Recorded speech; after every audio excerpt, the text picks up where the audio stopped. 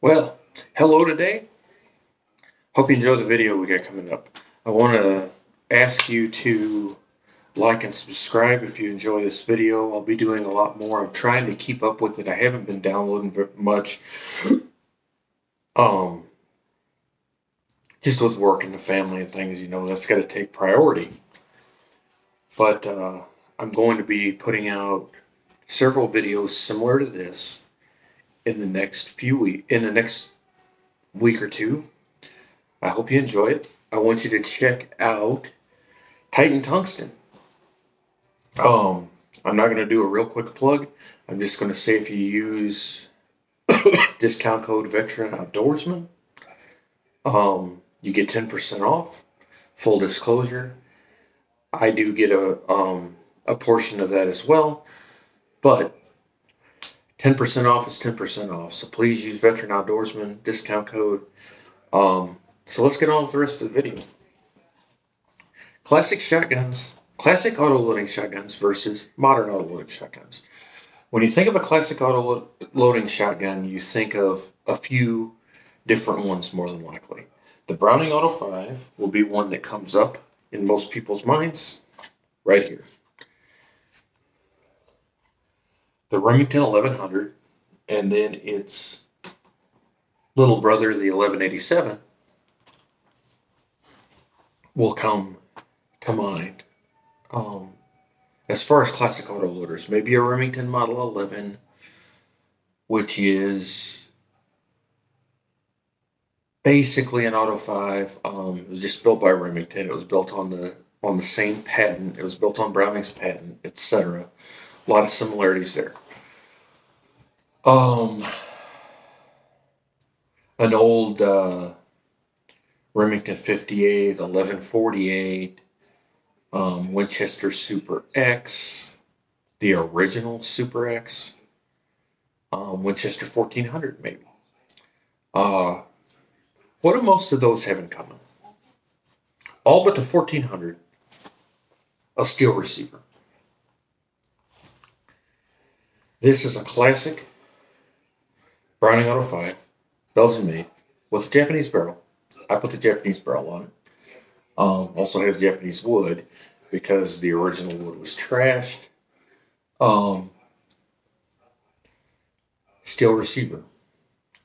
Some of those that I mentioned were long recoil operated, some were gas operated, but gas operated guns at that time, typically 2 3/4 inch only, wouldn't necessarily take the lightest of loads like 1 ounce target loads, or even 2 3/4 dram 1 1/8 ounce target loads, things like that.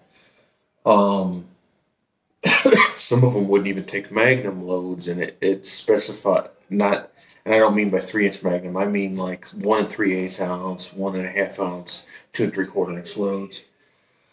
But typically steel receiver. For the most part, 2 3/4 inch only. The 1187 did take 3-inch shells. There are 3-inch variants of the Auto 5, but mostly 2 3/4 inch only with a steel receiver. Many of them long recoil operated. The Remington Model 11, the Browning Auto 5. I think the 1148 was long recoil operated. It was basically the Model 11, which was based on the same patent as this gun, except it had a round receiver. You think walnut stock, blued steel. Like I said, 2 3/4 inch. You generally think fixed chokes, though the later 1100s, 1400s, maybe some of the later Super X's, maybe. I don't know that for a fact. 1187s did have screw-in chokes. This one I've put a screw-in choke barrel on to add some versatility, but I've got 2 fixed choke barrels for it as well. Generally heavier because of the steel receiver. The 1400 had an aluminum receiver. 1400 was actually well beyond its time. The 16 gauge and 20 gauge models weren't that great because they used a plastic piece that would wear out and now you can't hardly find them to make up the space because it had the same receiver for all guns to make up the space in the barrel instead of just building the magazine ring bigger. Not really sure, or the sorry, not the magazine, the barrel extension bigger. Not really sure why they did that, but it was an inexpensive gun. But the 12 gauges, pretty well beyond their time. A soft shooting gas operated gun. Wind chokes. I had one with a 26-inch barrel, and wind chokes was a great gun. My grandfather had one. I think his was a 28-inch barrel. My uncle's got it now with wind chokes. Really nice guns. Aluminum receivers, gas operated. The only real downfall is they were 2 3/4 inch only. And now, today with modern shells, well, back in the days of lead, it wasn't a problem either. But with the modern shells we have today, really not an issue. It was kind of beyond its time. Lighter weight gun, etc. Where the Super X, the 1100, the 1187, the Auto 5, the Model 11, the Model 58, the Model 1148, 48 Sportsman, all those, 878, etc.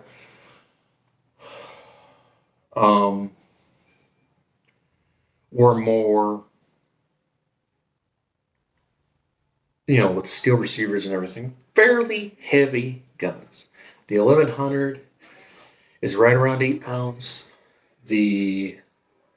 Unless you have a really short barrel, this all varies by barrel length, when it was made, because of thicknesses of barrels, things like that. A lot of times the older guns could be a little bit lighter because they had thinner wall barrels, etc. The 1187, I believe I looked up, and it was 8 1/4 pounds for a standard 28-inch barrel vent rib gun.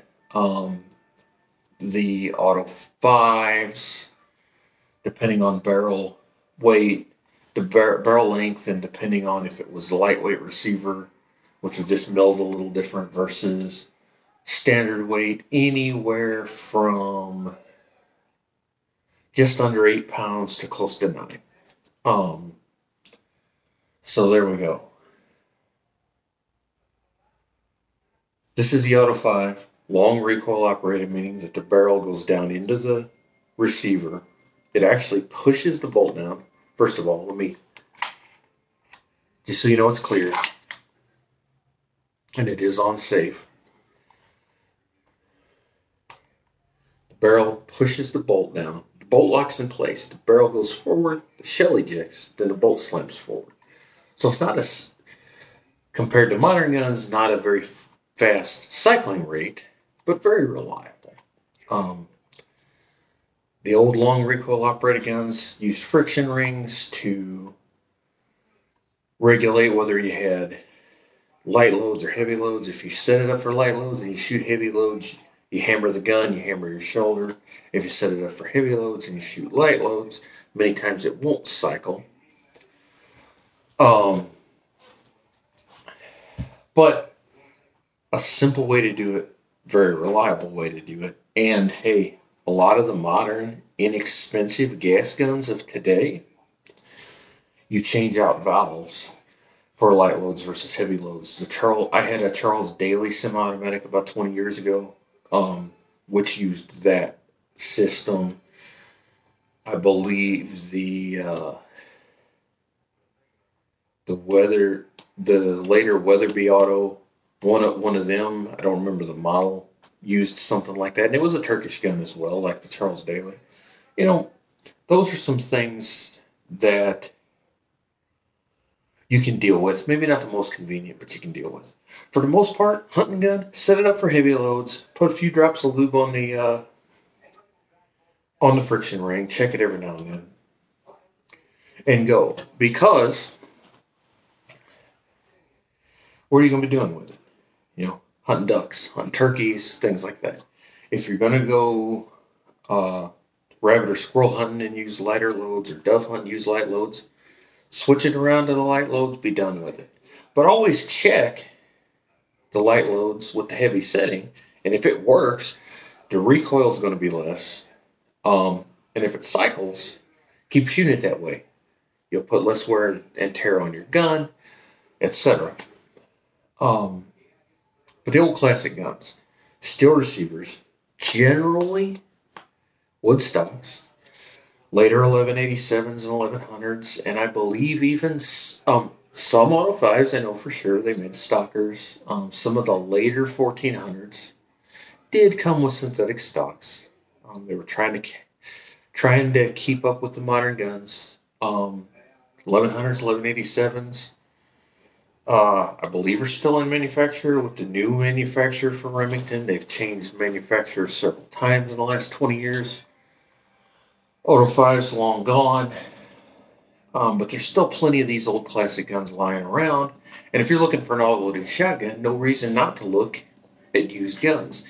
And if you want a gun that you can just beat to death, one of these old steel receiver guns, not a bad idea. For duck hunting, things like that, an 8.5, 9-pound shotgun, not a bad idea. You're going to be doing a lot of shooting, suck up a lot of recoil. For a dove gun, not bad. So that's something to think about. Let's look at a more modern gun, and then we're going to compare and contrast the two.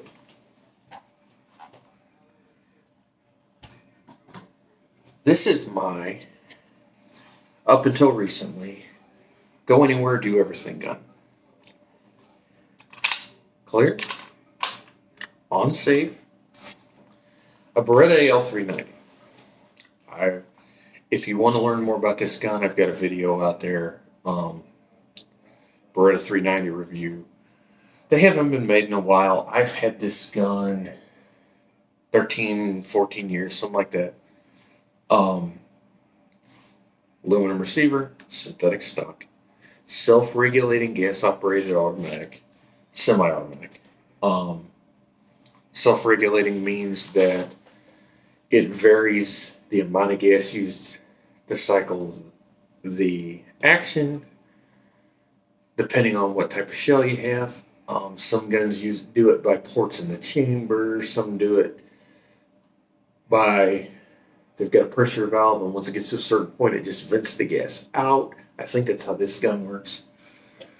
But it means you can shoot light loads and heavy loads. 1187 was self-regulating to a point. The 1100, kind of.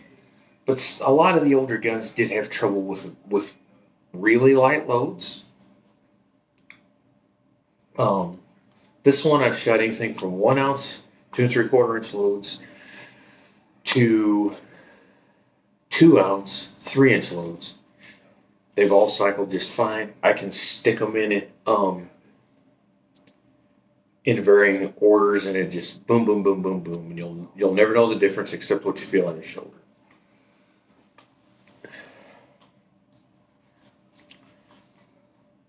All the modern autoloaders will come with the screw and chokes, where with the classics up into 70s, 80s, generally were fixed choke proposition, but you could buy aftermarket barrels and things like that for many of them. So not that big a deal. A lot of the guns had poly chokes and things. Modern guns will generally all be steel shot safe. Like I said, aluminum receiver, synthetic stock. This gun weighs, depending on barrel weights, between 7 and 7.5 pounds. They came, I believe there were some turkey guns with 22 or 24 inch barrels. There were target guns, trap guns, things like that, with all the way out to like 34 inch barrels. This is a 28, pretty standard gun. Other things that more modern guns will have, if you can see that, this came with one shim that you can flip around and adjust for right-hand cast, left-hand cast, and you can change it for drop of the comb. You could buy different shims as well and use combinations of shims. More modern recoil pads. That one just had the brown rubber. Many of them just had a hard butt plate. This one I put a Sims on it. This actually came with a hard butt plate because this was the economy model of the 390, but I put a Sims recoil pad on it.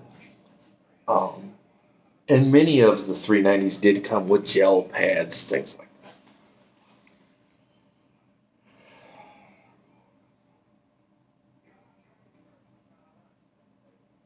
Let's think.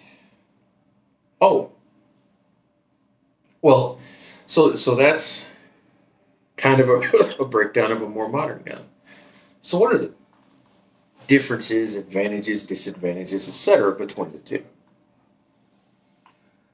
Now remember, we're not necessarily comparing the Auto 5 to the Beretta, just classic to modern.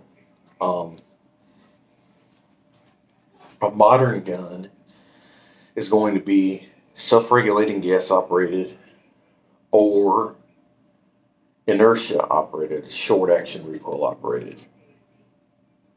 More reliable with lighter shells, will generally have 3-inch or 3.5-inch capability, where the more classic guns will generally be 2 3/4, or if they're 3-inch, they may have some trouble with the lighter 2 3/4-inch loads. Some things to think about there.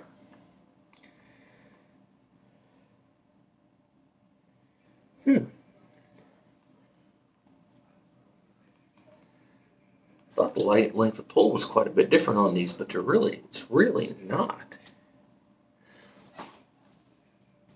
But the old classic guns would generally be heavier. If you're a duck hunter or dove hunter, that may be an advantage. If you're an upland hunter, the more modern guns may be an advantage because they're lighter. If you're going to do a lot of carrying, etc. For high volume shooting, the more classic guns will be better. Less recoil, etc. But the modern guns with self-regulating gas systems and things like that recoil less as well. So kind of a trade-off. You just have to decide what you like.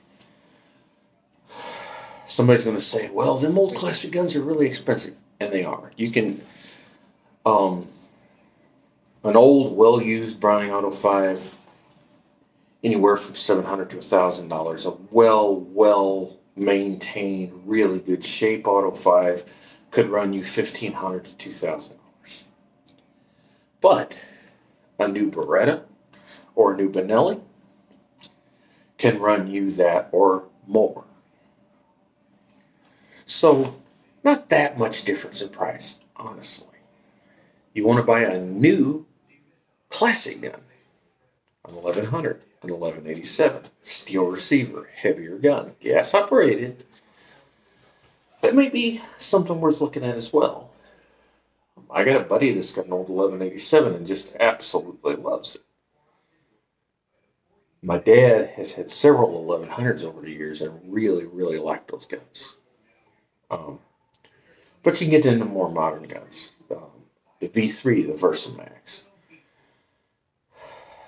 The newer Berettas, I don't know all the models, A400s, things like that. Benelli Super Black Eagle, I don't know if they're on 3 or 4 now. The new Browning Auto 5, which is short recoil operated, more similar to a Benelli. You want a gas guns. The newer Winchester Super X, I think they're on 4. The Browning Silvers, things like that. Aluminum receivers, lighter guns, 3-inch, 3.5-inch capabilities, etc. Do you need the 3-inch, 3.5-inch capability? The short answer is maybe. Really depends on what you do, what your expectations are, and how disciplined you are. What do you generally hunt?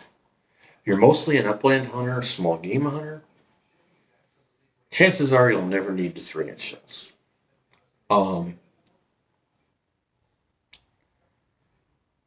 You do the occasional turkey hunts, occasional waterfowl hunts, you can certainly get by.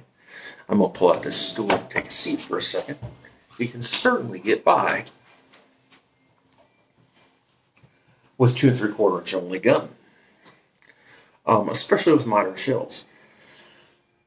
And I don't even mean modern shot types such as TSS, heavy shot, different tungsten alloys, bismuth, etc. I mean just more modern shells.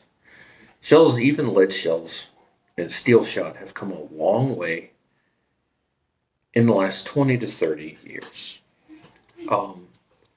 Modern steel shot, even in 2 3/4 inch chamber, you can get steel loads, 1 1/8 ounce, 2 3/4 inch loads. I know the payload's a little bit less, but it's more than enough. Number 2s, number 4s, Kent heavy steel, Winchester Super X or Expert high velocity. I was looking on Remington today. I don't know if they make a 2 3/4 inch steel shell anymore, but plenty of places do. Plenty of companies do. You can even get them in BBs and different things with velocities of 1,400 to 1,500 feet per second. Plenty of velocity on the steel shot to give enough energy downrange. Certainly to kill ducks and geese out to 40 yards plus. So you don't necessarily need it.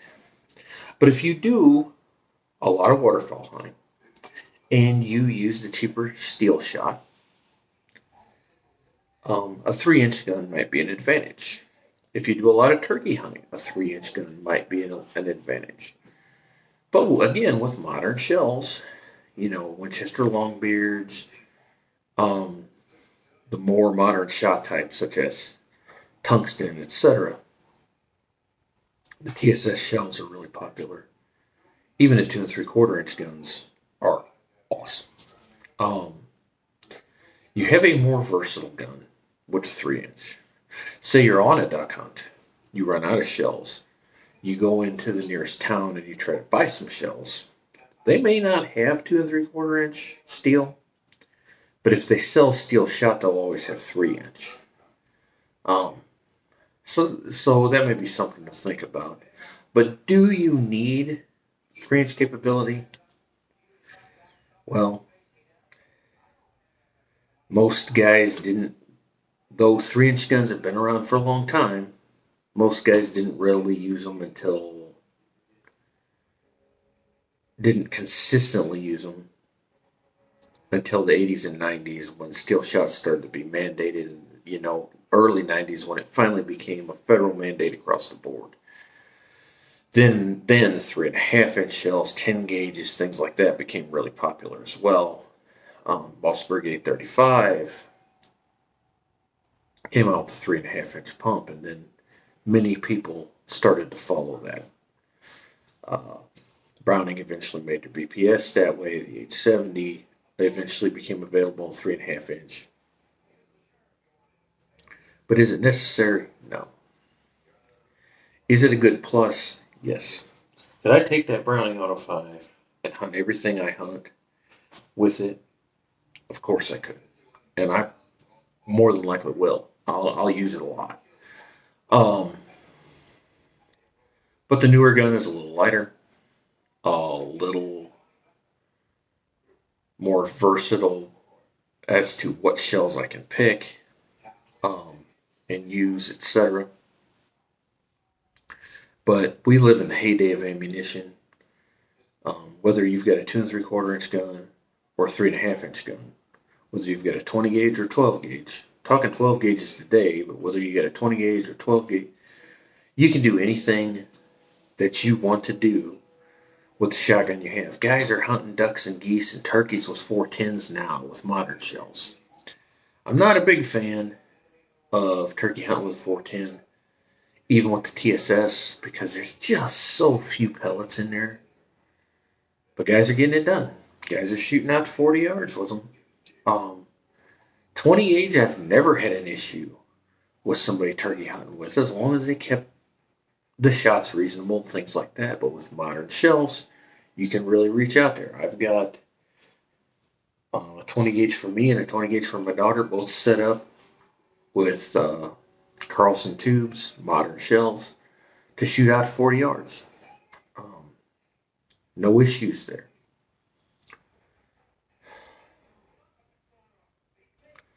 So there's some advantages to modern guns. Lighter weight, synthetic stocks. Most of them, screw and choke tubes. Though some of the classic guns had screw ins as well.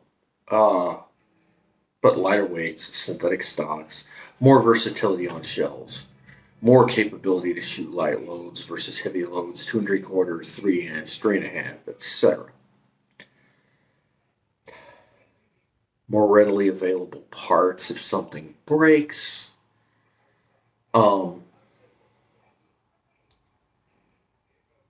Field models with synthetic stocks, Cerakotes, things like that you don't feel as bad beating up. The classic guns, advantages, a little heavier weight to mitigate recoil. Steel receivers that that really take a beating. The classic looks, the blued steel, the walnut.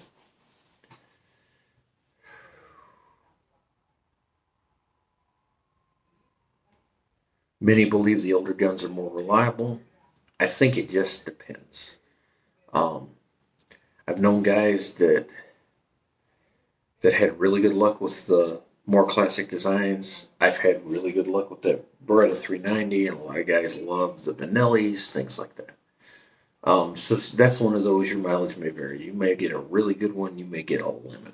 A lot of guys hated the Winchester 1400. I think it's one of the best, fairly budget priced, older technology semi-automatics that was ever manufactured. It was kind of the best of both worlds. If you find a 1400 or a 1500, those are a little fancier, or a 140 Ranger, something like that, with wind chokes, preferably vent rib barrel, but not necessary. You've got the best of both worlds. You've got gas operated, but older style gas operated, but it'll shoot fairly light loads. We were shooting 7/8 ounce, like 1100 foot per second hand loads out of the one my uncle has without issue. You get them with wind chokes for sure. Screw in chokes, the wind choke or invector style pattern, the most common choke tube available. Anywhere that sells choke tubes will have those, with rim chokes being next, Invector Plus probably being next. Had aluminum receivers, so they were lighter weight than an 1100 or the old Winchester Super X, which was made at the same time, or an 1187 or the Auto 5, much lighter weight. You could get them fairly classic looking, blued steel, walnut stocks.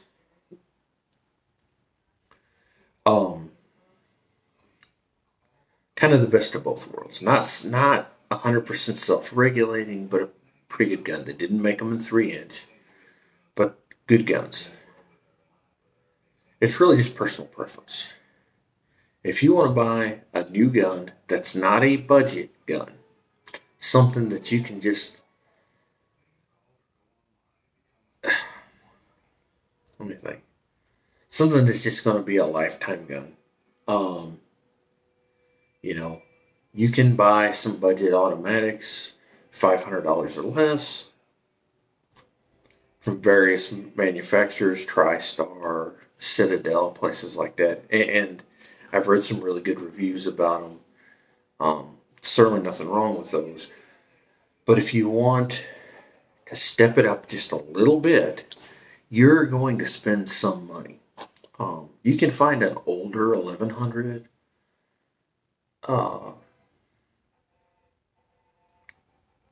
maybe a fairly well-worn auto 5 something for a reasonable price. But as a general rule, you're going to spend some money on a gun.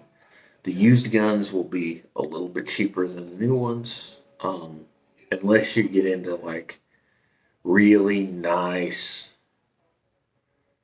hardly used auto 5s, then the sky's the limit there. But even with that, you spend $1,500, $2,000 on a really, really nice one. You could easily spend that on a more modern gun as well. So what it boils down to is, what features do you like? What features don't you like? Can you get by with a little more weight? Do you like the classic looks? Can you buy a modern gun with more classic looks? Blued steel, walnut, etc. Sure, you're going to pay for it, but you certainly can.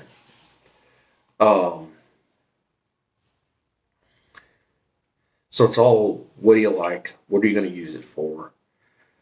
Etc. But guns and technology have come a long way in the last 100 years. The Auto 5 started manufacture, I believe, in 1902. I bought this gun in 2010, I believe. So the Beretta, so more than 100 years difference. Guns have come a long way in 100 years. But the classics are just as usable, just as relevant as the modern guns, and can do the same thing. I can take this Beretta, rabbit hunt, squirrel hunt, dove hunt, duck hunt, turkey hunt, etc., without any issues. But I can take this classic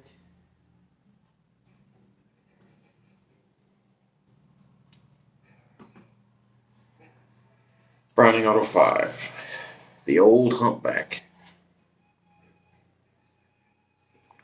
I put an Invector Plus barrel on it, screw-in chokes. Guess what? Steel shot capable. I can rabbit hunt, squirrel hunt, dove hunt, duck hunt, goose hunt, turkey hunt, and all of that.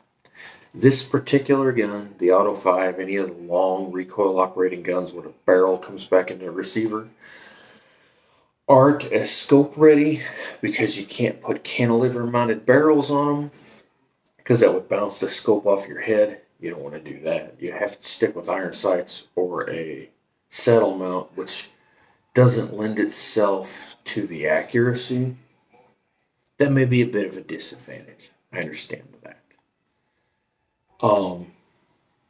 But for just shotgunning purposes, turkey hunting, rabbit hunting, bird hunting, various bird hunting,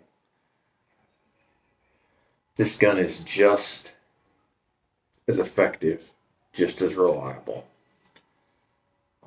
and will do just as much. I've turkey hunted with it already. I plan on dove hunting, probably teal hunting. I'm going to take it rabbit and squirrel hunting this year.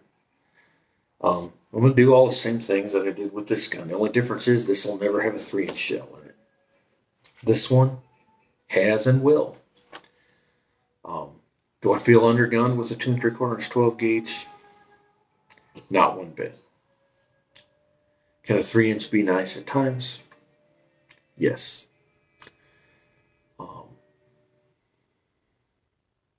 It may be an advantage it's an advantage for longer range waterfowl.